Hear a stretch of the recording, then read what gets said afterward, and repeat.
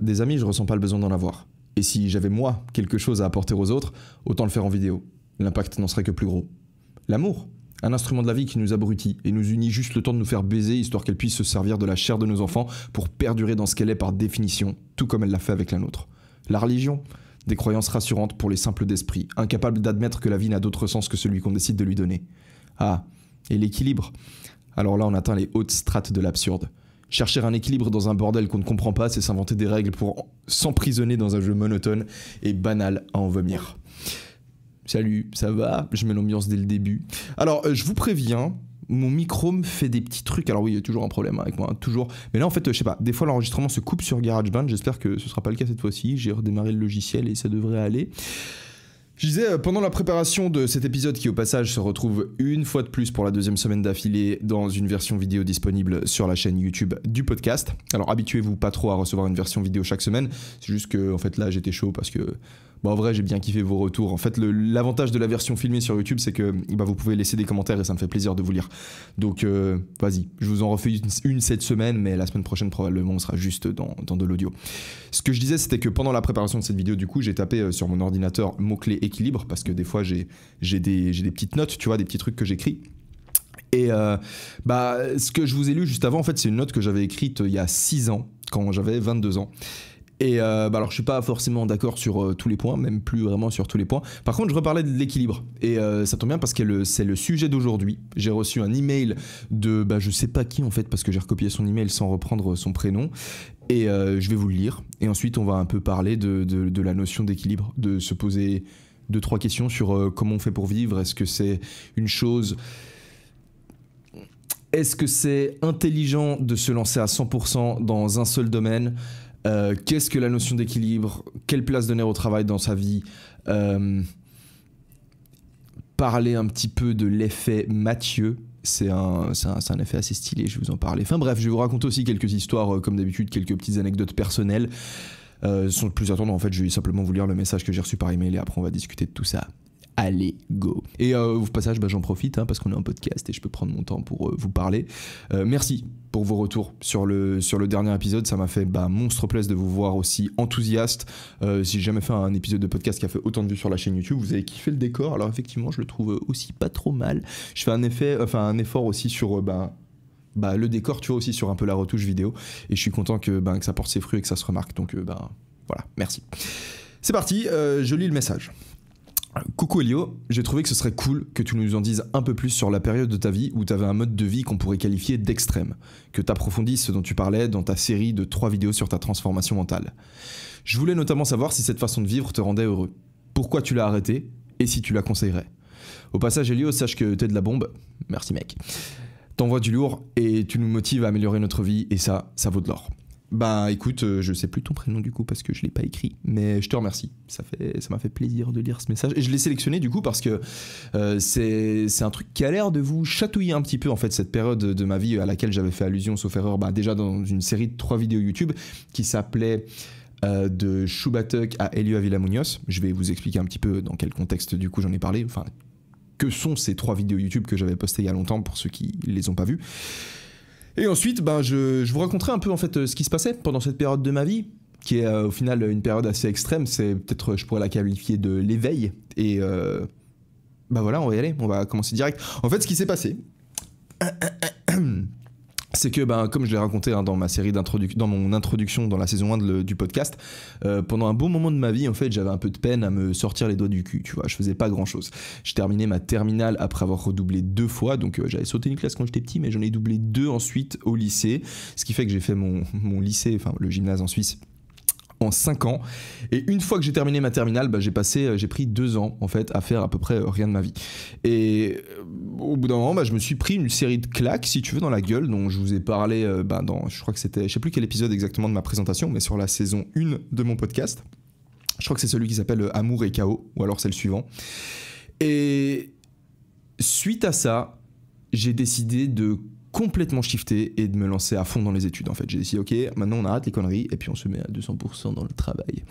Alors il faut savoir une chose, c'est que j'ai pour ma part toujours été quelqu'un de passionné depuis que je suis tout petit. Je me suis chauffé à fond par exemple dans le sport. Quand j'étais très petit, tu vois, j'étais à fond dans le foot, à fond dans le rap, à fond dans le dans le jeu vidéo, à fond dans les cartes Magic, j'ai fait les Warhammer aussi, je faisais un petit peu de dessin aussi, pendant une période j'étais bien à fond, je dessinais des Pokémon, j'étais à fond dans Pokémon du coup, j'étais à fond dans quoi d'autre? J'étais à fond dans la weed, quand je fumais de la weed, j'étais à fond, putain, dans ma première relation, j'étais vraiment à 100% à fond dedans, pareil pour le jeu vidéo, pareil pour YouTube, pareil pour le sport quand j'ai découvert le sport, et ensuite dans les études. Donc de manière générale, j'ai souvent en fait été une personne qui en fait n'avait pas ce que la plupart des gens qualifieraient d'une vie équilibrée en fait, parce que quand je découvrais une passion, quand je découvrais quelque chose qui me prenait, en fait j'allais à 200% dedans.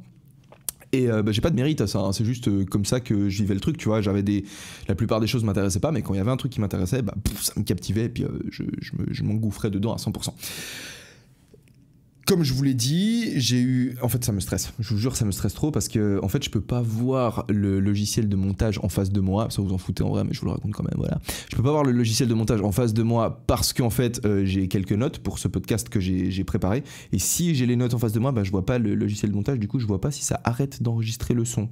Et c'est ça qui me fait hyper peur. Mais pour l'instant, ça a l'air d'aller bien.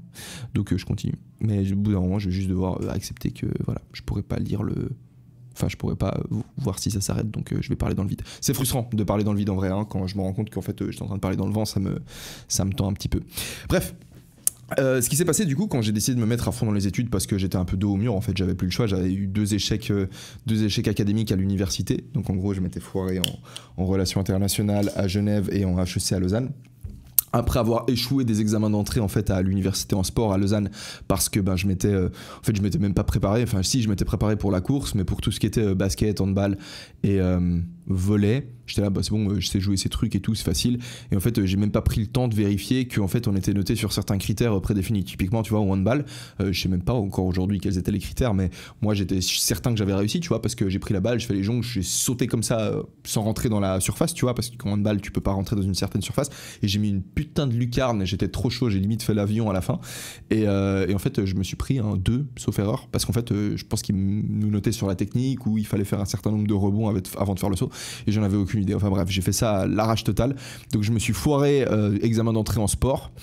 Et du coup, je me suis immatriculé en HEC. Donc c'est des études en économie pour un peu sauver les meubles. Enfin, c'était par défaut en fait. C'était parce que j'étais déjà inscrit dans l'université de Lausanne et je pouvais pas m'inscrire dans une autre université parce que les délais étaient passés, tu vois, c'était déjà l'été, la rentrée était en septembre, donc je pouvais juste m'inscrire dans la même uni mais dans une autre fac. Donc j'ai dit vas-y, fac d'économie, go HEC. J'ai commencé HEC et j'ai assez rapidement compris que il y avait des trucs du style les maths ou l'informatique qui n'étaient pas nécessairement pour moi.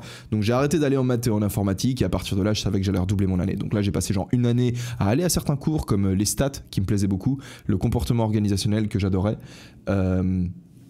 Donc la statistique, le comportement organisationnel, j'aimais bien.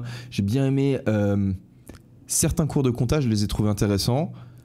Le droit d'entreprise, j'ai trouvé ouf. Et en fait, c'est ce qui m'a donné envie de faire du droit. Mais au final, voilà, j'ai quand même échoué mon année. Et au moment où j'échoue mon année, je me sépare de ma première copine. Et puis là, c'était la mort. J'étais au fond du trou. Et j'étais ok, putain, j'ai plus aucune chance parce qu'en fait, j'avais le droit de faire encore une seule tentative à l'université en Suisse. Et puis tu vois, c'était ma dernière chance. Du coup, je me suis inscrit en droit. Et quand je me suis inscrit en droit, je me suis dit ok, cette fois-ci, tu ne te laisses pas le choix. Tu dois réussir. Donc pour réussir, en fait, j'ai mis en place en fait un mode de vie assez extrême.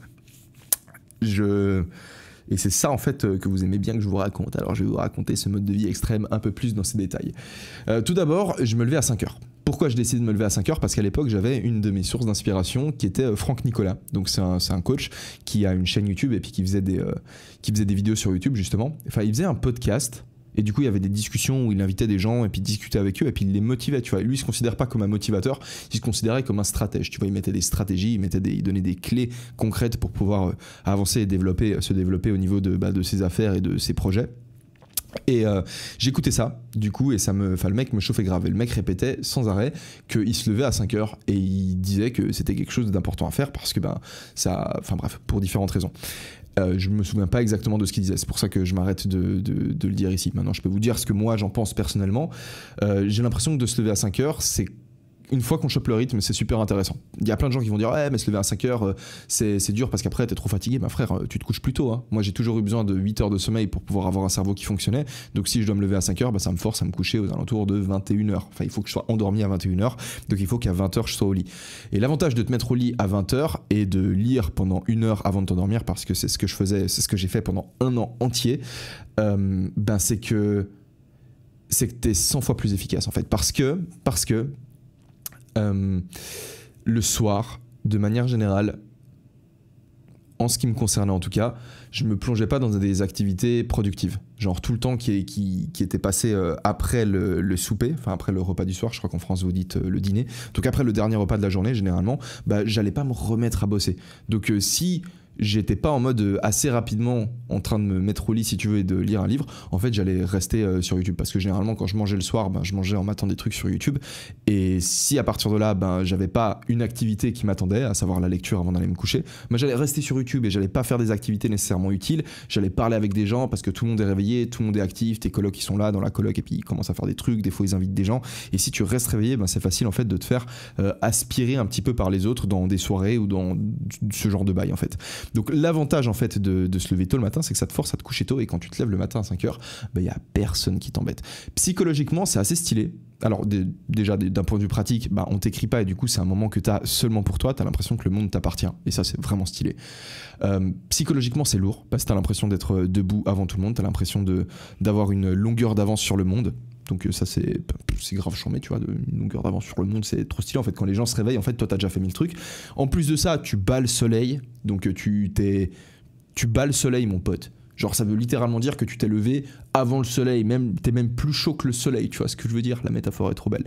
T'es plus chaud que le soleil. En gros, tu t'es réveillé, t'as fait des bails et ensuite le soleil se lève. Et quand le soleil se lève, t'as limite l'impression d'avoir un deuxième réveil, et c'est une deuxième journée qui commence, ça te donne un deuxième élan. Tu te dis putain, le soleil s'est levé, je suis déjà allé courir, j'ai déjà mangé, j'ai déjà commencé à bosser, j'ai déjà fait des étirements, je suis déjà prêt, je suis déjà dans l'amphi, prêt comme ça, chaud, dans les starting blocks, prêt à tout défoncer. Donc je me levais tous les jours à 5 heures. De là, ça partait sur un jogging. C'était pas un jogging très long, tu vois. Je pense que je faisais même pas 15 minutes, je pense que je faisais 10 minutes.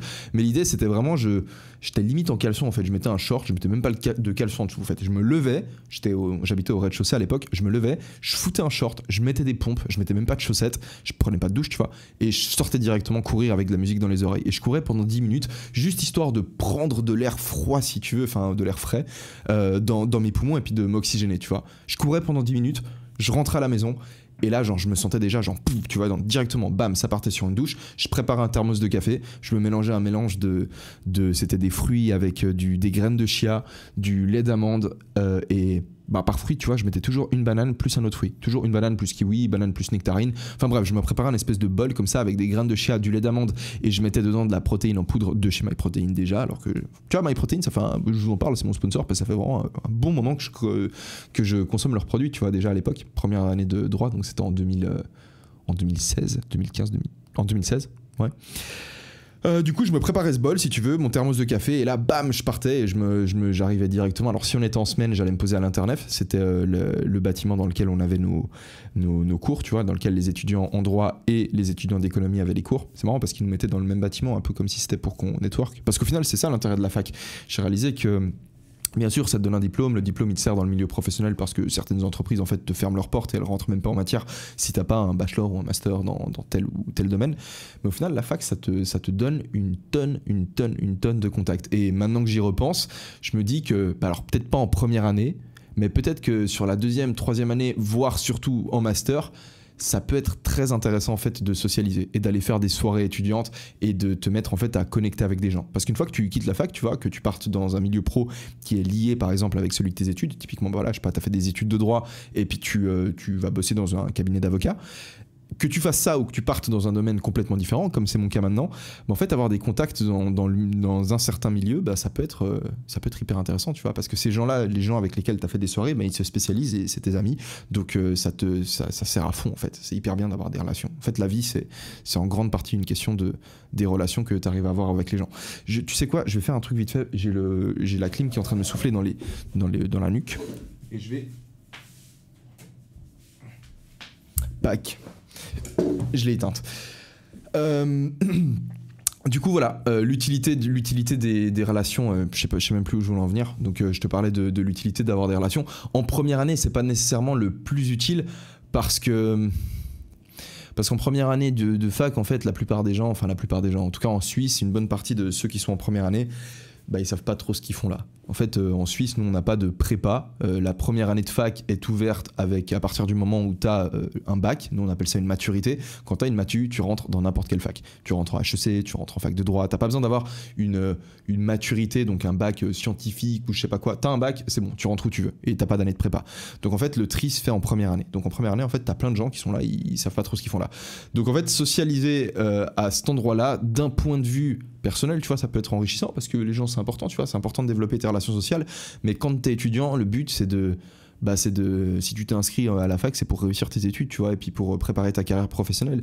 Donc, dans une optique de préparation de carrière professionnelle, je dirais que la première année, c'est pas nécessairement l'année la plus intéressante lors de laquelle socialiser. Parce qu'il y a plein de gens avec lesquels tu vas faire des soirées qui, en fait, sont là, ils savent pas pourquoi, et puis ils vont juste foirer leurs années. J'étais une de ces personnes, tu vois, je veux pas me montrer, comment on dit, putain, c'est quoi le mot ? C'est pas de l'arrogance, c'est. Je sais même pas si c'est du dédain, je veux pas me montrer. Ah, c'est quoi le mot ? Putain, c'est quoi le mot pour condescendant ? Voilà. Je veux pas me montrer condescendant parce que ça a été mon cas, tu vois, à 2 reprises, j'ai fait des années à la fac. C'est peut-être un peu le danger du système suisse, tu vois, c'est tellement facile au final de rentrer à la fac que tu rentres alors que t'es en Y total et puis tu suis pas les cours et puis voilà, et puis du coup tu perds du temps. Alors que si tu devais faire une prépa, une fois que t'arrives à la fac, au moins t'as un peu plus envie de réussir. Bref.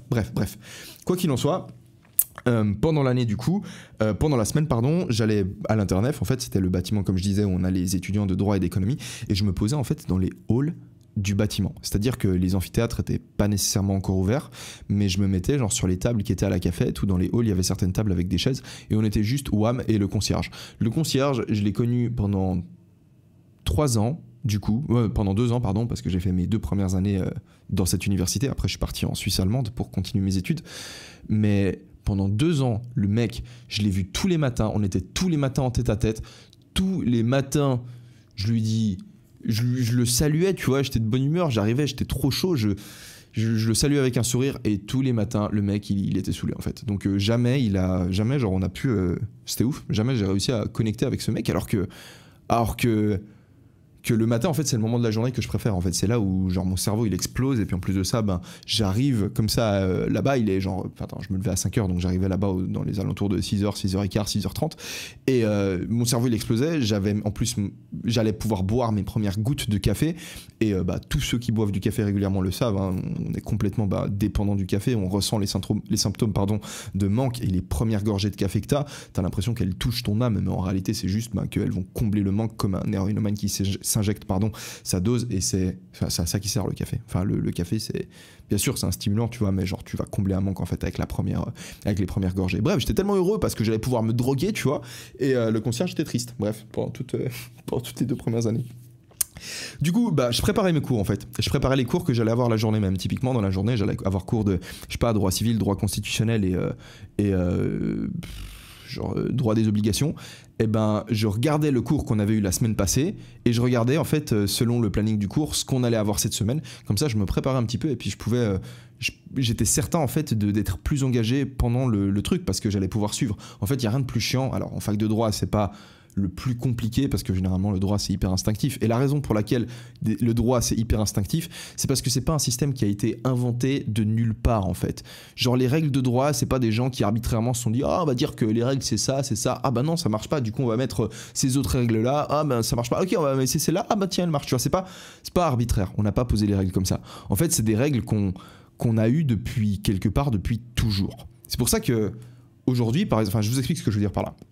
J'écoutais un podcast l'autre fois, je sais plus exactement de qui c'était, mais qui expliquait que les enfants, si tu prends des enfants de 6 ans qui sont en train de jouer entre eux, et que... Regarde, imagine, tu as un groupe d'enfants de 6 ans qui sont en train de jouer entre eux. Tu prends un de ces enfants, tu le sors du groupe et tu lui dis ok, t'es en train de jouer au jeu de, je sais pas quoi, au jeu des hélicoptères. Et tu lui dis explique-moi les règles du jeu des hélicoptères. L'enfant il va être incapable de t'expliquer les règles du jeu. Il va dire ouais en fait on fait ça et puis lui il fait ça, mais il peut pas te dire les règles, il peut pas te dire le but du jeu, il peut pas te dire ce qui est ok et ce qui est pas ok dans le jeu. Et tu prends tous les enfants, il y a aucun qui va être capable de le faire. Pourtant tu les laisses ensemble et eux ils vont être capables de jouer ensemble. Mais les enfants ne peuvent pas articuler ces règles. Avant qu'on ait un droit écrit, C'était comme ça la vie en fait. On vivait en société, on obéissait selon certaines règles parce que c'est les règles qui nous permettaient de cohabiter de manière pacifique ensemble. Et puis un jour, t'as des mecs qui se sont dit ah vas-y on va essayer d'écrire en fait les règles qu'on est déjà en train d'appliquer. Et en fait ils ont écrit ces règles. En fait c'est l'histoire de, je vous en parlais déjà dans le podcast en plus sauf erreur, avec l'histoire de Moïse, tu vois, avec les 10 commandements. Genre quand il était là, il a pris les Juifs, il les a sortis d'Égypte parce qu'ils se faisaient fouetter le cul par les Égyptiens et ils se sont échappés comme ça, ils étaient tous dans le désert comme ça. Oh là là, c'est la galère et tout. Ils mangeaient des petites plantes et puis ils galéraient, tu vois, un peu dans le désert. Et Moïse, il jouait un peu le rôle de médiateur. C'est-à-dire que quand il y avait deux Juifs qui étaient un peu tristes, qui se battaient un peu entre eux, lui il venait et puis il disait ok non on va faire comme ci, comme ça. Enfin bref, il s'occupait de régler les problèmes entre les Juifs. Et un jour Moïse il en a eu marre, comme ça il est monté dans une montagne, il s'est fumé un gros pet et puis il est redescendu de la montagne. Il a dit les gars, genre voilà les règles qu'on est déjà en train, tu vois, d'appliquer. Il a montré les 10 commandements. Il s'est pas fumé un pet. Il a vu un buisson ardent et en gros Dieu lui aurait parlé. Mais il y a genre des mecs, je sais que Joe Rogan sur son podcast, je sais pas d'où il tient sa source, mais il dit que il y a des théories qui expliqueraient que en fait ce buisson ardent c'est une espèce de buisson du coup qui était justement dans cette zone géographique et qui aurait fait respirer des vapeurs de DMT si je me trompe pas. En gros c'est un psychédélique assez puissant à Moïse en fait. Et en gros certains psychédéliques, si tu veux, alors je sais pas si c'est le cas de la DMT, mais certaines drogues psychédéliques, t'as 4 catégories principales. T'as le LSD, t'as la mescaline, la DMT et la psilocybine. Mais en fait, certaines vont provoquer ce qu'on appelle la synesthésie.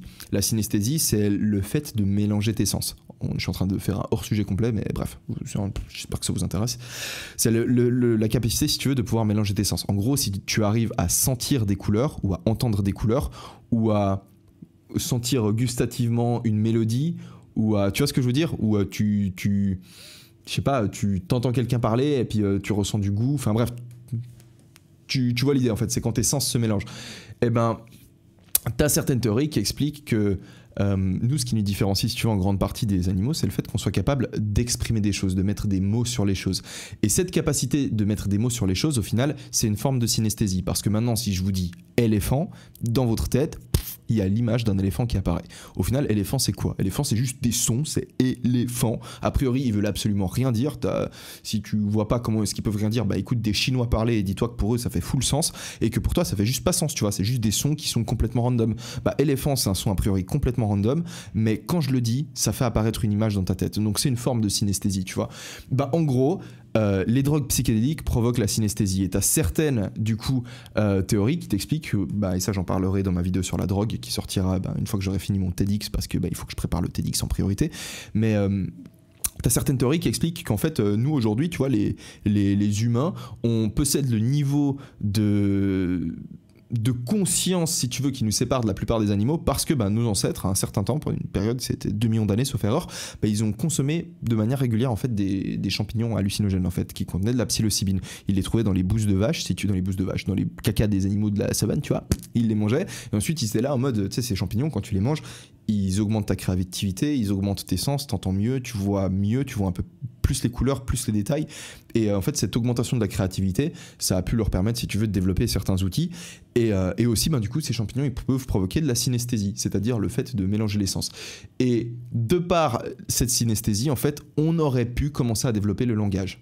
Et donc c'est une des explications qui explique pourquoi, pendant une période extrêmement courte, parce que 2 millions d'années d'un point de vue évolutif, c'est genre un truc de dingue, c'est super court, mais en fait le volume de notre cerveau, il a grandi de dingue en fait. Et ce serait à cause de ça, en partie en tout cas à cause de ça. Bref, je vous raconte tout ça parce que comment j'ai fait pour partir là-dedans? Comment j'ai fait pour m'engouffrer là-dedans? Je disais DMT, je parlais de la loi en fait, ouais, à la base. Donc je disais qu'en fait, les études de droit, tu vois, c'est pas très compliqué parce que souvent, quand tu te rends compte, tu te retrouves face à un problème juridique, genre on te pose le casus, on te dit monsieur a perdu son chien, un monsieur a trouvé un chien dans la rue et puis ce qu'il a fait c'est qu'il a décidé de garder son chien et au bout d'un moment le mec il voit un autre mec avec son chien dans la rue et lui dit mec c'est mon chien et puis il dit non je l'ai trouvé dans la rue c'est mon... Souvent quand on te dit ensuite quid, donc c'est qu'en est-il, tu vois, genre quelle est la solution juridique correcte, souvent, c'est ce qui va te paraître comme étant juste au fond de toi qui est la vraie solution. En fait, le droit, il est rarement surprenant. C'est pour ça qu'ici, en Espagne, par exemple, quand j'ai eu des problèmes avec mon propriétaire, j'ai rapidement su qu'en fait...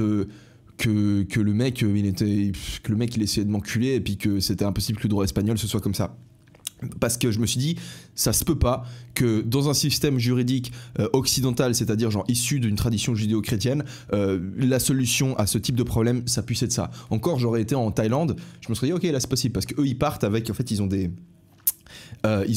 comment on va dire ça, ils ont des principes fondamentaux qui sont très différents, si tu veux, des nôtres. Dans une société par exemple musulmane, tu vois, ils vont avoir des principes fondamentaux qui sont très différents des nôtres. Et ça veut dire qu'ils sont justes ou faux, ça c'est une autre question, tu vois, ça on s'en fout. D'après moi, ils sont tous justes au sens où ils essayent tous de résoudre le problème de la souffrance humaine. C'est simplement qu'il y a certaines solutions qui, à mon avis, d'un point de vue pragmatique, fonctionnent mieux que d'autres. Mais je suis hyper biaisé dans mon approche, comme n'importe qui en parlerait, parce que je suis né, j'ai mes yeux d'occidentaux, tu vois ce que je veux dire. Bref. Tout ça pour dire que malgré le fait que ce soit facile des études de droit, au final ça demande juste de travailler, de se buter. Moi j'étais tous les matins là en train de me défoncer, si tu veux, à la caféine et en train de lire mes cours en avance. J'arrivais en cours, je participais. Dès le début, je participais, dès les premières semaines. J'étais un peu plus âgé que tout le monde, tu vois, parce que j'ai terminé mon lycée en 5 ans au lieu de 3. Donc en gros j'avais 1 an de plus que tout le monde parce que j'avais sauté une classe, donc au final c'est comme si j'avais doublé qu'une seule classe. 1 an de plus que tout le monde. Je fais 1 année de service militaire, 1 année en relations internationales, 1 année en HEC, donc au final j'avais 3 ans de plus que tout le monde. Alors un peu moins parce que je faisais partie des plus jeunes dans l'année, si tu veux, et du coup au final c'est pas vraiment comme si, enfin c'était bref, j'avais 2-3 ans de plus que tout le monde. Et j'avais les idées un peu plus claires aussi. Je savais pourquoi j'étais là. Je savais que j'étais là pour défoncer mes études et pas pour me faire des potes, le jugement des autres. Je m'en pétais un rein. Donc en fait, quand ils posaient des questions, les gens, j'étais là, je répondais, tu vois. Tout le monde était là. Oh non, on n'ose pas répondre et tout. Enfin, tout le monde, c'est pas vrai. Mais c'est vrai que. Mais je comprends, hein, en fait, c'est complètement normal. C'est intimidant. En vrai, t'es dans un amphithéâtre, il y a 600, 700 personnes. Le prof dit un truc. Est-ce que vraiment t'as envie d'être le connard qui lève la main, que tout le monde va regarder? T'es au milieu de l'amphi, t'as pas envie de te faire de dire de la merde. Tu dis, si je dis de la merde, en fait, je vais passer pour un bolos devant tout le monde, tu vois. Et du coup, tu préfères rester un petit peu en retrait. En tout cas, les premières semaines. Non, moi j'étais un gros bourrin et dès les premières semaines, j'étais là, ok, déjà j'étais toujours assis tout devant. Vu que j'étais assis tout devant, je devenais pote en fait avec le genre de personnes qui s'asseyent tout devant, donc avec les têtes en fait. Et ça a été cool parce que du coup, je me suis fait des contacts avec les têtes en fait. J'étais pas pote avec les mecs qui étaient au fond de l'amphi, tu vois. Je les saluais, tu vois, à force, parce que à force qu'on se voyait, des fois il suffit que tu dises 1 fois salut, 2 fois salut, après tu parles un petit peu.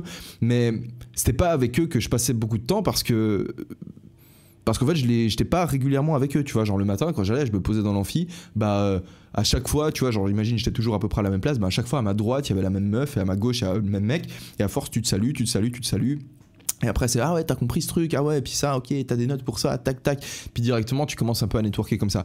Bref, dès le début j'étais déjà toujours devant et puis du coup je suis devenu pote avec ces gens et surtout voilà, comme je vous disais, je participais. Et à travers cette participation, putain j'ai une anecdote d'ailleurs à vous raconter à ce sujet. Je crois que c'était un des premiers cours de droit pénal qu'on avait. Et à un moment donné, on se posait la question. Je me souviens que le prof, en fait, c'était un peu un fou, genre je vais pas dire son nom, mais enfin bref, c'était pas un fou, mais il était un peu perché en vrai, ce prof. Et je sais pas pourquoi, il y a des gens qui l'aimaient bien. Moi, je me faisais un peu chier à ces cours parce que déjà ils étaient genre 100%, c'était le polycope en fait, le mec il lisait son polycopier et c'était pas le cours le plus, je sais pas, je trouvais que ça allait lentement en fait. C'était le cas de la plupart des cours de droit en fait. Il y a certains cours qui me stimulaient, si tu veux, genre les cours, j'ai pas eu philo du droit en 3e année du coup parce que ma 3e année j'ai été la faire en allemand, en suisse alémanique, mais il y a un cours que j'aimais bien, c'était le cours de méthodologie parce que là-dessus on voyait un peu différentes approches, on avait des cours qui, ouais, la méthodologie j'aimais bien. C'était un cours qui s'appelait aussi Introduction au droit, qui était cool. L'histoire du droit, j'ai trouvé pas mal. Le prof était pas top, mais il y avait des choses intéressantes à ressortir de ce cours. Quoi d'autre ? En vrai, les cours de première année, c'était très juste bourrage de crâne, en réalité. C'était très très bourrage de crâne. En termes de réflexion, j'ai trouvé que c'était de manière générale assez pauvre. Mais bref, une fois, pendant un cours de droit pénal, le prof nous a parlé des circonstances atténuantes. Je crois que c'était genre 2e ou 3e semaine de cours. Mais il parle des circonstances atténuantes et il parle du cas où... Alors attendez, je l'ai noté ce truc-là, parce que il parle du cas... Ouais, c'était ça. Il parlait d'un cas de... Enfin, il nous listait en fait les différents cas dans lesquels on pouvait parler de circonstances atténuantes. Et un des cas, c'était quand l'auteur a été induit en tentation grave par la conduite de la victime. Donc si c'est le cas, si l'auteur du délit, du crime ou du délit a été induit en tentation grave par le comportement de la victime, par la conduite de la victime, pardon, ben on peut parler de circonstances atténuantes. Et en fait, il donne ensuite un exemple. Et je crois qu'il a donné un exemple un peu plus tard, tu vois. Il explique... c'était pas le même cours en fait, c'était pas le même cours. Non, je crois qu'il en avait même pas parlé. C'était moi, j'étais dans mon code pénal et j'avais vu, il a dit circonstances atténuantes. J'ai ouvert mon truc et j'ai commencé à chercher et j'ai trouvé, tu vois, et j'ai lu l'article. Et ensuite, en fait, le gars, il nous racontait des histoires. En fait, le mec, c'était un peu un tordu en vrai. Il nous racontait des histoires trop cheloues. Genre, premier cours, il prenait son micro, il allait vers une meuf. Premier cours, hein. Il prenait son micro, il va vers une meuf comme ça, il fait Madame, imaginez, je vous viole. Et puis il lui fout le micro, genre complètement perché, complètement fou. Et bref, il parle d'un cas où en gros, c'est un couple, enfin c'était pas un couple, c'était un mec et une meuf qui sont rentrés de soirée et qui étaient bourrés et puis qui ont commencé à se mater des films de cul ensemble. Et à un moment, ils ont commencé à coucher ensemble, mais pendant qu'ils étaient en train de commencer à coucher ensemble, à un moment donné, la fille, elle s'est rétractée, elle a dit qu'elle voulait pas le faire. Et le mec, en fait, tu vois, il est...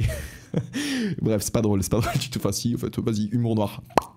C'est ça qui me fait rire plus qu'autre chose. Bref, en gros, il s'est passé ce qui s'est passé. Et il nous raconte ce truc. Et moi, j'ai posé la question pendant le cours. J'ai demandé si dans un cas pareil, c'était possible de plaider des circonstances atténuantes.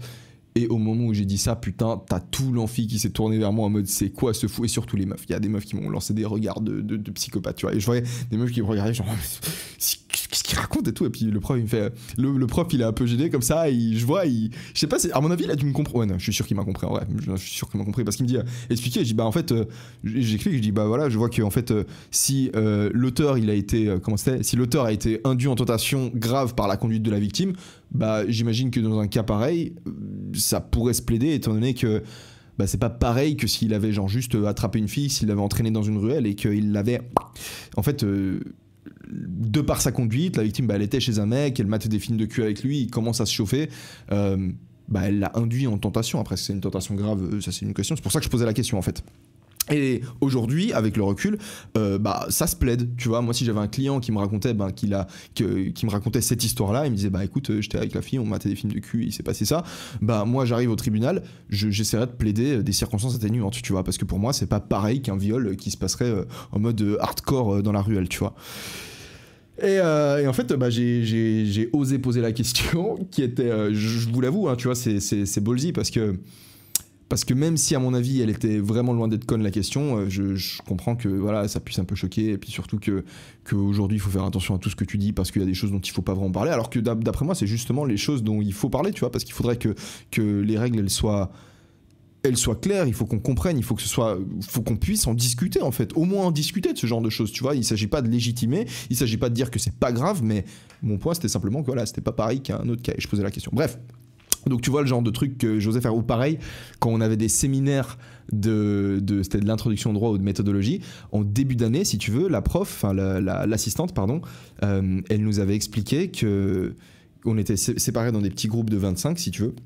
On était environ, je crois, 600, 700 en première année de droit. On était séparés dans des petits groupes de 25. Elle nous avait expliqué que l'examen, ce sera un truc qui est comme les séminaires. C'est-à-dire qu'on nous donne soit un casus, soit un article de loi, et on doit essayer en fait, on doit en parler pendant 15 minutes. On doit genre expliquer, etc., certaines démarches, certains trucs dessus. Et du coup, elle nous dit, chaque semaine, du coup, vous allez tirer un petit papier qui ressemble en fait à celui que vous aurez à présenter pendant l'examen, et vous pouvez vous porter volontaire pour faire la présentation devant la classe. Bah, première semaine, enfin deuxième semaine du coup, bah, moi je me suis porté volontaire, je fais la présentation. Semaine d'après, personne ne se porte volontaire, tu vois. Et du coup, moi j'ai demandé si je pouvais être de nouveau volontaire, parce que j'étais là, mais les gars, ça va être notre examen à la fin. Donc, go le faire, tu vois, genre go te préparer pour faire l'examen. Et enfin pour vous dire à quel point j'étais chaud, tu vois. Et j'étais chaud, une fois de plus, c'est pas parce que je suis plus intelligent que les autres, loin de là, c'était juste que je m'étais tellement mangé en fait d'échecs dans la gueule que là je savais pourquoi j'étais là. La plupart des gens ils sortaient du lycée, tu vois, ils sortaient du gymnase, ils étaient plus jeunes, ils étaient là en mode, ils étaient dans un état d'esprit disons un peu différent. Bref, j'étais ultra chaud du cul. Et tout mon temps libre, Donc quand il n'y avait pas les cours, c'était soit bibliothèque avec les gens hardcore du premier rang. Donc on était souvent, soit j'étais seul. La plupart du temps, j'allais tout seul, mais tu vois, quand tu arrives dans la bibliothèque, tu vois le mec hardcore du premier rang qui est posé, tu vas te poser à côté de lui, tu vois.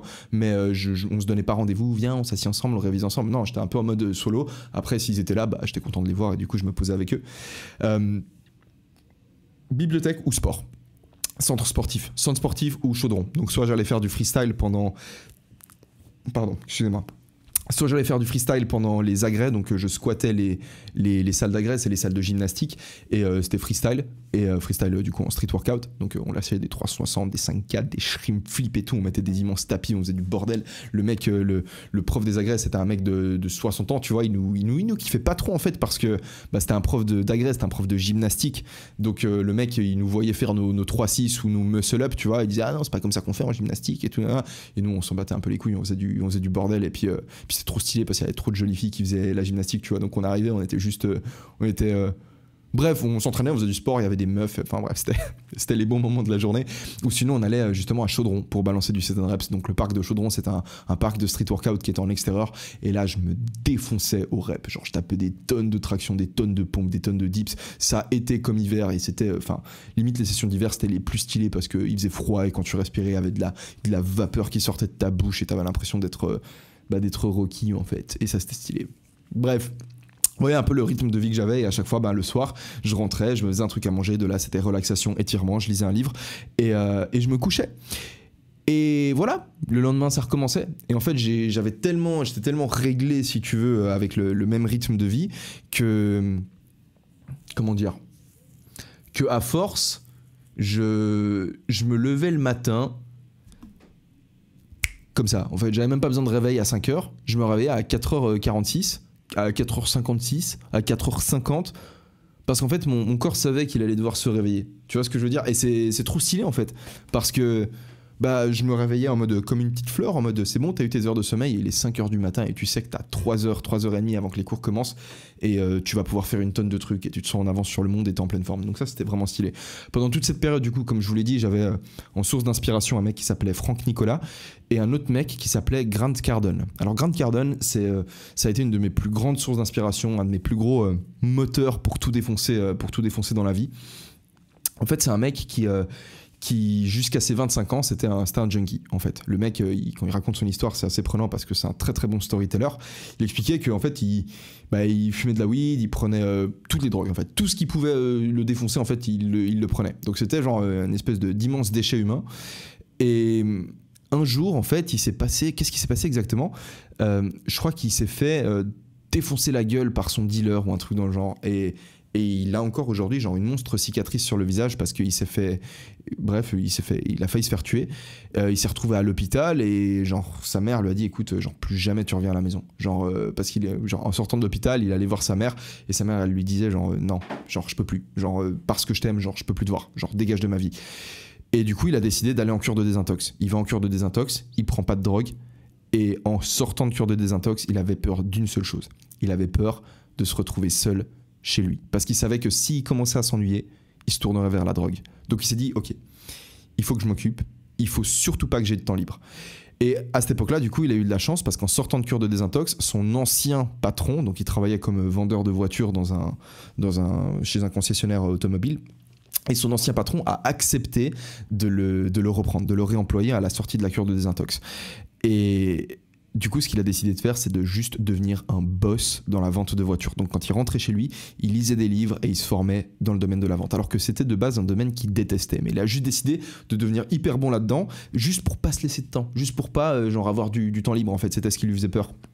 Et donc il s'est buté à ça, et au final c'est juste devenu un tueur dans la vente. Il a écrit un autre livre qui s'appelle Sell or Be Sold, donc vend ou soit vendu, qui est une frappe.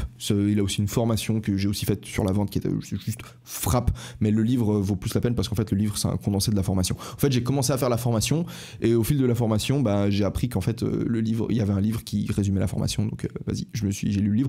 Mais bref, à l'époque j'avais lu un des livres de ce mec sur lequel j'étais tombé complètement par hasard. Je sais même plus comment j'avais fait ça. Je crois que j'étais allé sur Pirate Bay, j'avais écrit chercher des livres audio à télécharger parce que je lisais une tonne, enfin j'écoutais pas mal de livres. Ah oui, pendant les pauses de midi en fait, j'écoutais des podcasts ou j'écoutais des livres audio, tu vois. Et il y avait ce livre, du coup, qui m'a grave marqué, qui s'appelait Be Obsessed or Be Average. Et en fait, c'est un des livres qui m'a le plus marqué dans ma vie. Et d'ailleurs, si vous allez sur mon site internet, il y a une section dans la section FAQ, pardon, donc foire aux questions, dans laquelle je réponds à la question quels sont les livres que tu conseilles. Et ça, c'est un des livres que je conseille pour ceux qui sentent qu'ils ont besoin de se mettre un coup de pied au cul. Parce que le mec, en fait, surtout dans la version audio, alors elle est en anglais, mais le mec parle un anglais qui est compréhensible, qui est facile. J'étais pas hyper chaud en anglais, mais je comprenais et c'est très bien en fait. C'est comme ça que tu vas devenir bon en anglais. C'est comme ça que tu développes des skills. C'est vas-y, au bout d'un moment, arrête de tout consommer en français, commence à consommer en anglais et simplement tu vas avoir accès à de la connaissance qui vient de ailleurs que juste de la francophonie. Parce que la connaissance dans la francophonie, je la trouve personnellement relativement réduite. Dans tous les cas, ce livre-là, c'était mon gros fuel. Donc j'avais ça, j'avais du David Laroche. David Laroche, en fait, c'était plus un peu avant, c'était plus juste avant de commencer mes études de droit. Ce qui est... Mais en fait, non, en fait, maintenant que j'y pense, même pendant que je faisais les études de droit, j'alternais en fait entre du David Laroche et du Franck Nicolas. Les deux, je trouvais qu'ils avaient des vidéos, enfin des côtés assez cool. Peut-être que... Mais en fait, au final, celui qui me chauffait le plus, c'était quand même Grant Cardone. Je sais pas si c'est quelque chose avec la langue française, en fait, qui me bloque un peu, mais il me motivait moins, en fait, les speakers français. J'avais moins... Je me sentais moins entraîné, si tu veux. Ou peut-être c'était les personnages, hein, mais je trouvais qu'ils avaient moins d'énergie. Je les trouvais moins passionnants passionnés, en fait, que les speakers étrangers, en l'occurrence américains. Bref, Grant Cardone, soit je sais pas comment c'est la traduction en français, soit obsédé ou soit moyen. Ce livre, c'est tellement de la frappe. Dites-vous que à un moment donné dans ce livre, l'auteur dit utilise ce livre pour faire le tri dans tes relations. C'est-à-dire, genre, propose ce livre à des gens et regarde qui est-ce qui le lit. Et pour rencontrer, pour connecter en fait avec des gens qui sont comme toi, avec des gens qui sont obsédés comme toi. Et j'ai proposé ce livre à plein de gens. J'ai téléchargé la version audio, dis-toi, et régulièrement, si tu veux, je la dégageais de mon ordi. Et au final, je rencontrais quelqu'un, je lui parlais du livre, et je lui disais, vas-y, je vais te l'envoyer et tout. Je lui envoyais le livre, je retéléchargeais le truc, je lui envoyais, enfin, je lui mâchais tout le travail, je lui envoyais le livre et il le lisait pas. Et j'ai fait ça une tonne de fois. Et la seule personne qui a téléchargé ce livre, qui l'a écouté et qui l'a adoré et avec laquelle j'ai pu en parler pendant des heures dans des discussions où on avait limite les larmes aux yeux tellement c'était intense, vous le connaissez, c'est Eric Flagg. En fait, c'est le seul mec chaud, big up Eric, c'est le seul mec chaud qui a lu ce livre. Donc pour vous dire à quel point, genre, moi je pense pas que les choses elles sont par hasard. Qui est-ce qui lit un livre qui s'appelle soit obsédé ou soit moyen ? Des mecs chauds. Et l'autre mec que je connais qui a lu ce livre, c'est Mathieu Crozet. Donc j'avais fait un épisode de podcast, si vous allez sur ma chaîne podcast, c'est dans les Ça va raisonner, donc c'est un mec qui aujourd'hui est chef d'une boîte qui, je sais pas combien il est un employé, je crois autour de peut-être un peu moins de 50, mais c'est un pote à moi qui est hyper chaud, c'est un tueur, c'est un gros tueur, c'est avec lui que j'avais lancé la marque Kalos il y a maintenant 2-3 ans. Et ce mec en fait l'avait lu. Alors c'est pas moi qui le lui ai recommandé, mais il l'avait lu de son côté. Et pareil, c'est un mec chaud, CEO d'entreprise, tu vois le truc. Et en fait, du coup, ce livre, moi j'ai essayé, tu vois, je l'ai recommandé aux gens avec lesquels j'allais travailler et j'ai toujours été un peu déçu de voir que malgré le fait que je télécharge le livre, malgré le fait que je dise allez les gars, genre lis-le et tout, tu vas voir, ça va te filer une pêche d'enfer, et je voyais non, il l'a pas lu. Et du coup, ce que je me suis dit en fait par la suite, ce qui est arrivé de me dire, c'est de me dire putain, je pense que jamais je m'associerai avec quelqu'un, ça veut pas dire genre jamais je rentrerai dans un business avec quelqu'un qui n'a pas lu ce livre. Je pense que ça va être un des critères pour m'associer avec quelqu'un. Quand je vais faire genre des entretiens d'embauche, je vais faire un truc du style quel livre t'as lu et tout, et puis genre ou alors coche les livres dans cette liste que t'as lu, je balance une liste de 20 livres, si je vois que ce livre il est pas coché, c'est hors de question que je m'associe avec cette personne, parce qu'il faut bien sélectionner, tu vois, il faut bien discriminer sur la base de certains critères. Donc plutôt que de discriminer sur la base, je sais pas, du CV, de l'école que t'as faite ou de quel degré diplôme t'as eu, je vais discriminer sur la base de ce livre là en fait. Voilà. Bref, tout ça pour dire que voilà, j'étais chaud, mes sources d'inspiration c'était ça. Et pendant cette période, du coup, alors attendez, je vais essayer de pas perdre le fil parce que là, je vois, ça fait quand même 44 minutes. Pendant toute cette période-là, je me sentais bien. J'avais ce qu'on pourrait qualifier d'une vie plutôt déséquilibrée. Parce qu'en fait, ce qui était ouf, c'est qu'avant que je commence mes études, avant que je commence à me mettre à fond dans les études, je branlais rien de ma vie, tu vois. Et plein de gens me disaient qu'il fallait que je me mette dans les études. Il fallait que je commence à investir en moi, si tu veux, à travailler sur mon avenir. Et quand j'ai commencé à me mettre à fond dans les études, j'étais tellement à fond que ces mêmes personnes, elles me disaient « Ouais, mais tu sais, en fait, il faudrait lever le pied un petit peu. Il faut pas aller trop à fond là-dedans, si tu veux. » Et en fait, elles me parlaient de notion d'équilibre. Elles me disaient que j'avais une vie déséquilibrée. Elles me disaient que... Et ça, on me l'a souvent répété, tu vois. Et... Mon problème, c'est que j'ai acheté, en fait. C'est que j'ai dit, ok, peut-être qu'ils ont raison. Peut-être qu'effectivement, j'ai une vie qui n'est pas équilibrée. Peut-être que je devrais arrêter de me mettre à 100% là-dedans. Et j'ai commencé à acheter cette idée, si tu veux, surtout quand j'ai rencontré, du coup, Christelle, qui, elle, avait une vision des choses qui était complètement différente. Elle était, genre, dans le moment présent, si tu veux. Elle était en mode, ah non, on est, genre, focusé. Enfin, elle n'était pas en mode... grind, si tu veux. Elle était pas en mode vas-y on travaille, on défonce tout et tout. Elle était en mode plus elle faisait de la méditation, ce genre de truc, tu vois. Je méditais pas. En fait, si, je méditais, mais je me rendais pas compte que je méditais. En fait, quand je faisais du sport, je méditais. Quand j'étais en train de faire mes tractions avec de la musique à fond dans les oreilles et puis que je pensais à rien d'autre, j'étais juste dans le moment présent, je méditais. C'est juste que je méditais pas en étant en tailleur, si tu veux, et en faisant un signe comme ça, mais je méditais au final. Bref. Il y a eu du coup Christelle, je me permets de parler d'elle parce qu'elle est sur les réseaux sociaux, mais il y a aussi eu d'autres personnes dont mes parents, tu vois, des gens, enfin mes proches qui me disaient « Eh oh, lève un peu le pied ». Et en fait, j'ai commencé à me dire moi-même que j'étais trop extrême, si tu veux. Je les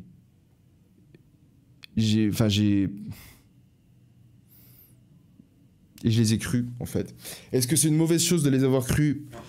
Je sais pas, mais ce qui était con, d'après moi, c'est que j'ai acheté la narrative selon laquelle j'avais une vie déséquilibrée.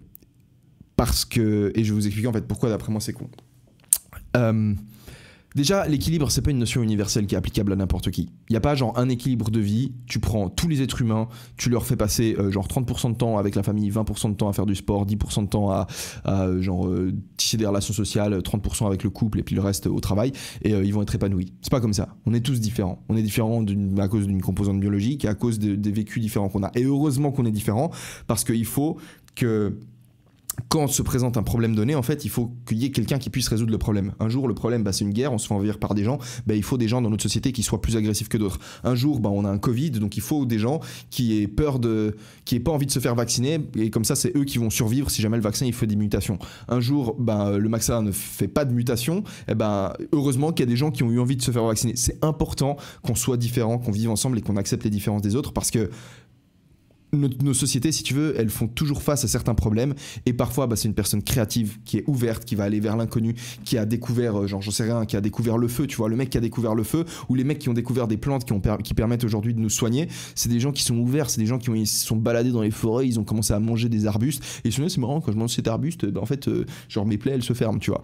Mais en fait, il en a fallu combien des gens comme ça qui mangent des arbustes et qui meurent parce qu'ils bouffaient des plantes empoisonnées? Une tonne, tu vois. Mais c'est parce qu'on a des gens ouverts que tout d'un coup, paf, une personne ouverte, elle mange la plante, elle se rend compte, oui, en fait, on a découvert un nouveau médicament, tu vois. Et c'est important, du coup, qu'on soit très nombreux. Parce que si on était tous ouverts, en fait, on ira tous se buter dans la nature. Donc, il faut des gens qui soient moins ouverts et qui mangent pas les plantes. Au final, c'est... Du coup, tout ça pour dire que on est tous différents. On a tous une notion d'équilibre qui est différente. À partir de là, en fait... Quand quelqu'un vient me dire ouais mais t'es déséquilibré, en fait cette personne elle prend pas, elle se met pas à ta place, en fait elle se dit pas que, en fait elle se met à ta place mais elle se dit pas que tu peux être différent d'elle. Et que si ça se trouve, ton équilibre à toi, il est différent que le sien, tu vois. Surtout que t'as peut-être pas le même âge qu'elle. Et ça, c'est à mon avis le point le plus important. Parce que, typiquement, quand mes parents me disaient ouais, tu devrais essayer de rechercher un peu plus l'équilibre, c'était un conseil qui était full dans la bienveillance, et c'est vrai que sur plusieurs aspects, il est intéressant, parce que même si je les ai pas directement écoutés sur le coup, en tout cas, ça m'incitait à me remettre en question. Mais aujourd'hui, je pense que s'il y a bien une période de ta vie pendant laquelle tu te dois de te montrer déséquilibré, c'est entre tes 20 et tes 30 ans. C'est la période de ta vie, à mon avis, où tu dois te donner à fond dans n'importe quelle chose, où tu dois tester tes limites. Tu dois voir combien d'heures est-ce que tu es capable de travailler par semaine. Tu dois voir combien d'heures de sport est-ce que tu es capable de balancer par semaine. Tu dois voir quelle quantité d'alcool est-ce que tu es capable de boire avant de vomir. Tu dois voir quelle quantité de telle drogue tu es capable de consommer avant de mourir, si possible pas de mourir. Mais c'est là que tu expérimentes, parce que tu n'as pas encore de responsabilité, parce que tu n'as pas encore de famille, tu n'as pas encore d'enfants, tu n'as personne qui compte réellement sur toi. Tu es dans une période de ta vie où tu dois te découvrir. Et pour te découvrir, pour connaître tes limites, tu vas être obligé d'aller les caresser. Tu vois ce que je veux dire?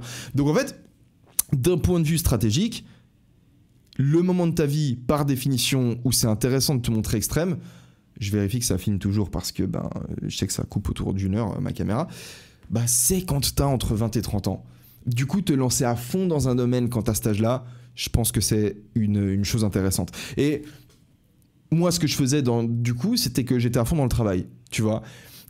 Et c'est vrai que du coup, se pose la question, comme s'est posé la question du coup, comme la question que soulevait Christelle, tu vois, elle disait ouais, mais en fait, si t'es tout le temps dans le travail, en train de sacrifier le moment présent du coup pour préparer ton futur, en fait, tu profites jamais du présent. Alors il y a deux choses en fait qui sont, du coup, moi j'étais pas capable de mettre des mots là-dessus, si tu veux, donc évidemment, tu vois, j'étais pas capable de lui répondre ça, mais au final, j'ai jamais réellement eu l'impression de travailler, parce que pendant toute cette année, quand j'étais en train de me former, en train de m'instruire, en train de lire des livres, en même temps en train de bosser les cours, en même temps en train de faire du sport, en même temps en train de tisser des relations avec des gens qui faisaient du sport aussi et qui étaient aussi dans les études, j'étais tellement heureux. Ça a été une des périodes les plus magnifiques de ma vie parce que j'étais dans un équilibre parfait. À nouveau, je refais allusion à ces notions, entre l'ordre et le chaos. Il y avait des choses que je maîtrisais, il y avait des choses que je maîtrisais pas, et j'étais pile sur la ligne entre les deux. J'avais un pied dans le domaine du connu, un pied dans le domaine de l'inconnu, et j'étais constamment en train de me déconstruire et de me reconstruire. Et c'était terriblement stimulant. J'adorais ça. Tout ça, c'était inscrit dans une routine qui était du coup mon ordre, en fait. J'avais tous les jours un réveil au même matin, je me réveillais la même journée. Tous les jours, je mangeais la même chose. C'était mon poulet, mes patates douces ou mon quinoa avec mes brocolis. J'achetais tous les jours, enfin toutes les semaines, j'achetais mon poulet le mercredi après-midi. J'allais à 14h au supermarché parce que je savais... Non, c'était le mercredi... Non, je dis de la merde. C'était le samedi parce que à 14h, un truc dans le genre, parce que c'est là où ils mettaient un 50% sur le poulet qu'ils allaient pas pouvoir vendre ni le dimanche ni le samedi soir, tu vois, parce qu'ils avaient pas envie de le jeter. Du coup, j'achetais le poulet qui allait être bientôt périmé, je l'amenais chez moi, je le congelais et ensuite je préparais genre 6 cubes comme ça et puis du coup j'avais mon poulet pour pas cher. Ça me permettait d'acheter... En fait, si tu veux, j'étais genre réglé comme une montre suisse, tu vois, du coup. Et ça me permettait en fait de m'aventurer dans l'inconnu via des lectures, via les cours, via le sport, de manière confiante en fait, parce que je savais que j'avais ma routine en fait qui était là pour me back-up. En fait, je le vivais trop bien. C'était magnifique comme période de ma vie. Et là, en fait, du coup, c'est posé la question... Pourquoi travailler en fait ? Pourquoi travailler ? Pourquoi sacrifier en fait le présent pour le futur ? Parce que si tu le fais en fait au bout d'un moment tu profites plus du présent. Alors première chose, c'est que moi j'ai pas eu l'impression de travailler. Et ça me fait rire parce que j'ai vu il y a pas longtemps un Reels sur Insta où il y a un mec qui prend une caméra, enfin c'est un Reels en fait, du coup un mec qui filme un gars qui est dans une voiture de luxe et il lui fait tu bosses dans quelle boîte et tout ? Et le mec il fait je bosse dans cette boîte mec, il montre sur sa caisse parce qu'il y avait un vinyle en fait sur sa caisse, il fait ouais je bosse dans cette boîte mec, on est là, on travaille 24 heures sur 7. Et le gars qui filme il lui dit ouais tu penses quoi de l'équilibre work-life balance, tu vois, genre l'équilibre entre le travail et la vie, genre c'est quoi l'équilibre qu'il faudrait avoir là-dedans, parce qu'en gros il travaillait 24 heures, enfin il travaillait 7 jours sur 7, c'est ce qu'il a dit, il a pas dit 24 heures sur 24, il a dit 7 jours sur 7. Et le mec lui répond, il lui dit si t'as l'impression de travailler, c'est qu'il faut changer d'activité en fait. Et c'est ouf parce qu'en réalité je pense que encore aujourd'hui, tu vois, d'un point de vue extérieur, les gens de mon entourage se disent putain le mec il passe son temps à travailler, parce que je passe mon temps à lire, je passe mon temps à écrire, je passe mon temps à me faire des réflexions, à pousser mes réflexions dans différents domaines, mais j'ai pas l'impression d'être en train de travailler en fait. Genre regarde, aujourd'hui on est vendredi, demain ce sera samedi, demain c'est pas parce que c'est samedi que je vais pas aller au cowork. Demain le cowork sera vide en fait. Demain je serai tout seul au cowork et je serai pas en train de travailler. Mais je serai là-bas parce que d'une part j'ai pas envie que mon activité maintenant elle se crache et puis que je dois faire quelque chose d'autre, mais je serai aussi là-bas parce que je kiffe ça en fait. C'est ce que j'aime faire. Tu vois ce que je veux dire ? Et c'est très différent d'y être sachant que tu y vas de par toi-même que d'y être sachant que t'es obligé d'y aller en fait.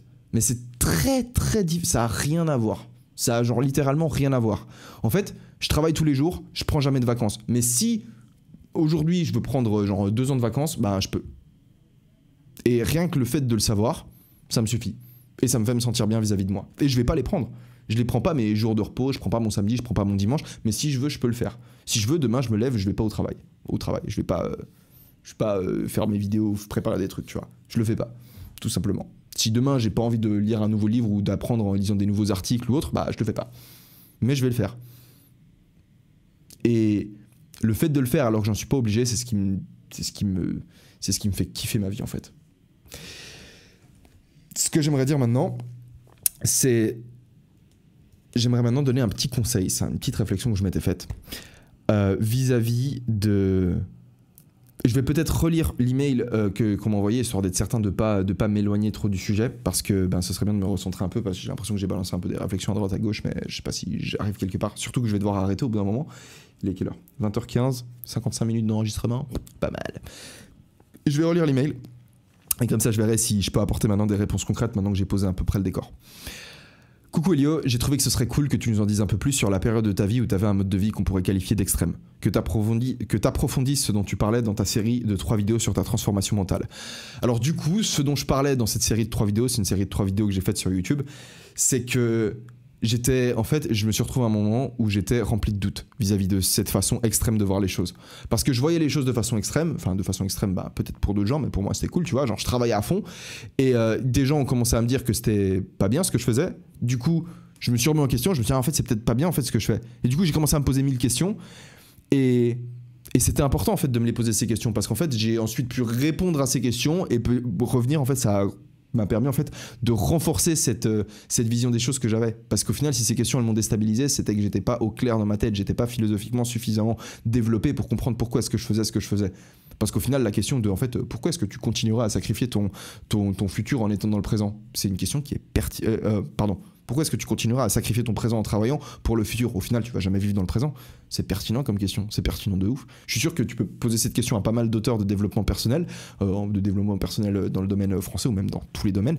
Et les gars, ils vont bugger, tu vois. Ils vont dire ah ouais, c'est vrai. Ah mais non, parce qu'il faut avoir des rêves et tout. Ouais, mais genre à quoi ça sert d'avoir des rêves si tu vis jamais dans l'instant, si t'en profites jamais? En fait, tu vois, je pense qu'il y a plein de gens que moi, en tout cas moi, si tu me faisais faire des interviews à des mecs de dev perso, je suis sûr que je pourrais genre leur poser des calls au mode où ils buggeraient et genre le cerveau il explose. Bref, comme mon cerveau à moi il a explosé, ou peut-être qu'ils se les sont posés en fait. De nouveau, je vais pas me montrer, c'était quoi le mot que j'avais utilisé avant? Condescendant. Je vais pas me montrer condescendant. Mais j'ai souvent eu cette impression en fait, j'ai souvent eu l'impression en écoutant des mecs de dev perso sur la scène française ou même dans les autres scènes qui répondaient pas à ces questions au final. Pourquoi au final sacrifier le présent pour le futur? C'est pas logique en fait, ça se trouve tu pourrais juste tout le temps vivre dans le présent en fait. Tu pourrais juste tout le temps kiffer le présent. Pourquoi? Alors c'est une question à laquelle j'aurais envie de répondre par la suite, de manière plus approfondie peut-être dans un autre épisode. Là je vais vous donner une réponse simple et vous parler de l'effet Mathieu. En fait, alors, pardon, je me suis un peu égaré. Je vous disais que du coup, j'avais été pris de doute. Et pendant que j'étais pris de doute, je continuais à recevoir des messages de gens qui me disaient « Mec, ce que tu fais, c'est génial, tu nous motives trop et tout, nanana. » Et pendant que je recevais ces messages, moi, je savais que dans ma vie, je doutais de... Je me disais « Ça se trouve, ton approche, c'est pas la bonne. » Je me disais, ça se trouve, ton approche, c'est pas la bonne. Et pendant ce temps, des gens me disaient, ah, c'est génial ce que tu fais. Et je me suis dit, oh, ça se trouve, je suis en train d'induire des centaines de personnes en erreur, en fait. Je suis en train de les faire avancer dans une direction qui n'est pas la bonne. Et du coup, je me suis senti obligé de faire une série de 3 vidéos qui s'appelle de Choubatok à Elio Avila Munoz. En gros, j'ai dit, ok, les gars, écoutez, genre, je vous ai présenté plein de trucs, c'est des trucs cool, tu vois, c'est des choses auxquelles je croyais, mais en gros, je vous ai exprimé mes doutes, en fait. Je me suis montré beaucoup plus transparent et j'ai dit écoutez regardez là genre je sais plus trop où je suis, et je vous ai un peu parlé un peu plus de mon histoire que vous voyez un peu mieux le genre de personne que je suis. Je me suis montré plus transparent et c'était une série de vidéos au final qui a touché beaucoup de gens et je suis très content de l'avoir fait. C'est pas là où je suis sous mon meilleur jour, tu vois, genre c'est pas les vidéos que je suis le plus fier de présenter aux gens. Je pense que comme tout le monde, tu vois, mon ego il en prend un petit coup si aujourd'hui on commence à les diffuser sur un théâtre de 5000 personnes et que je suis au milieu comme ça, je suis ah ouais mais vous saviez j'étais fatigué quand je les ai faites. Tu vois. Bref, mais le fait est qu'elles ont fait du bien à beaucoup de gens et c'est pour ça que je les laisse, parce que je pense qu'elles sont importantes. Et du coup donc c'est ok, 3 séries de vidéos. Je voulais notamment savoir si cette façon de vivre te rendait heureux. Réponse, oui, elle me rendait très heureux.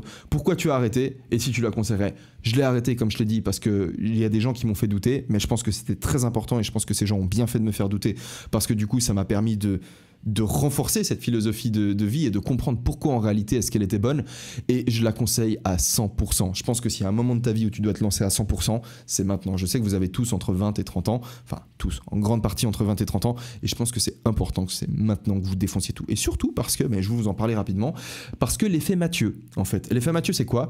C'est cette maxime biblique qui dit que à ceux qui ont tout, tout sera donné, et de ceux qui ont rien, tout sera pris.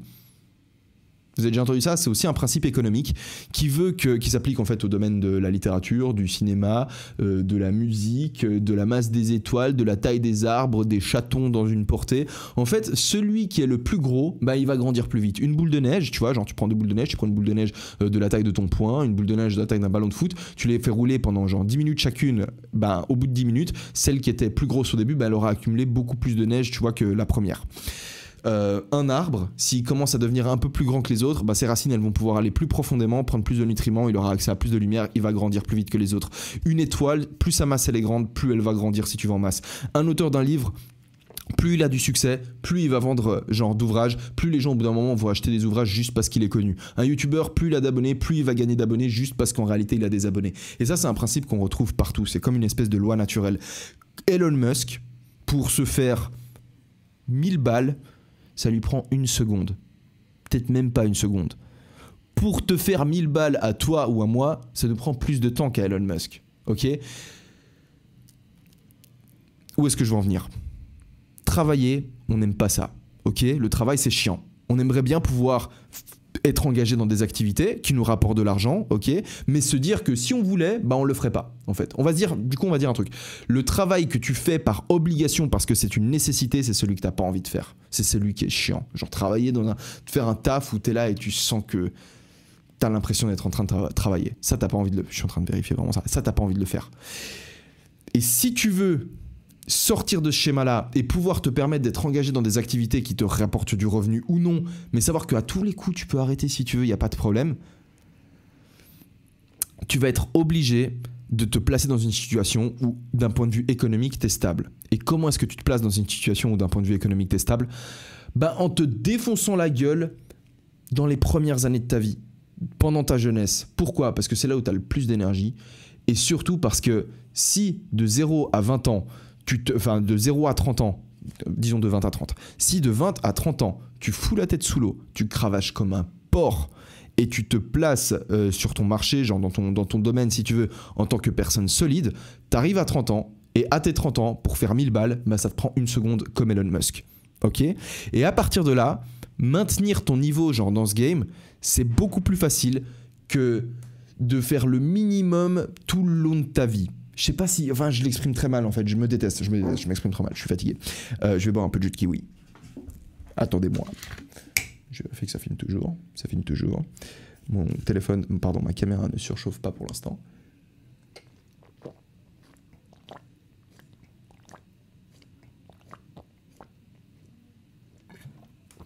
Faire décoller un avion,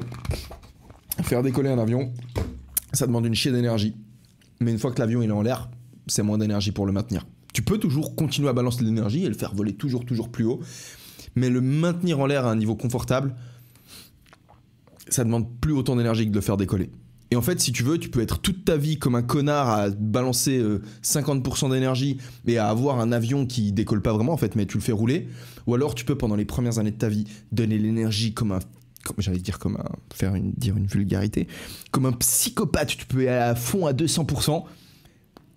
Et en fait, tu vas le faire décoller, ton avion. Et une fois que tu l'as fait décoller, là, tu peux lever le pied, tu peux te permettre de lever le pied et tu peux continuer en fait à générer du revenu et être stable financièrement avec ton avion qui est juste en train de flotter dans les airs. C'est ce que tu veux. Et d'après moi, d'un point de vue stratégique, si t'aimes pas le travail, la meilleure chose que tu devrais faire, c'est de travailler tant que t'es jeune. Histoire de te placer de manière confortable par la suite. Et en plus de ça, enfin tu vois, d'après moi, t'es pas obligé de travailler pendant longtemps. D'après moi, t'es obligé, j'en sais rien, je sais pas ce que tu fais dans ta vie, tu vois. Imagine que, bah ok, t'es étudiant, bah vas-y, défonce-toi, t'es aux études, genre profites-en, forme-toi un maximum, mais tu vas terminer tes études, bah soit tu vas te lancer dans une carrière qui te remplit et à ce moment-là, t'auras pas l'impression de travailler en fait, parce que j'en sais rien, parce que tu fais avocat et tu kiffes trop ton métier et du coup, tu kiffes ton métier d'avocat, t'es ingénieur ou t'as un métier qui est stimulant, qui fait sens pour toi, bah t'as pas l'impression de travailler, donc mec, genre génial pour toi, continue comme ça, tu vois. Soit tu te lances dans une carrière et tu te rends compte que tu détestes ça. Bah si tu te rends compte que tu détestes ça, bah continue dans ce truc-là, fais ton cash et quand tu rentres chez toi le soir, essaye pas, dis-toi pas, vas-y, équilibre de vie et tout, vas-y, je vais me fumer mon pet et tout, je vais être tranquille, je vais me mater une série avec ma meuf. Mais non, fais pas ça. D'après moi, hein, c'est pas la bonne idée. D'après moi, la bonne idée, c'est si t'as un taf qui te plaît pas, si t'as l'impression tous les jours de te faire chier à aller travailler, putain, tu rentres le soir, tu te défonces pour te former dans quelque chose d'autre ou continuer à en apprendre sur toi si tu veux et pouvoir te sortir de ce schéma qui est en train de te détruire l'âme en fait. Moi, c'est comme ça que je le vois, donc c'est ce que je vous conseillerais personnellement. Voilà. Bon. Voilà, gentiment on arrive sur la fin. Je suis un peu fatigué. Je vais vous dire au revoir. Je vous remercie encore une fois pour vos excellents retours sur le dernier épisode.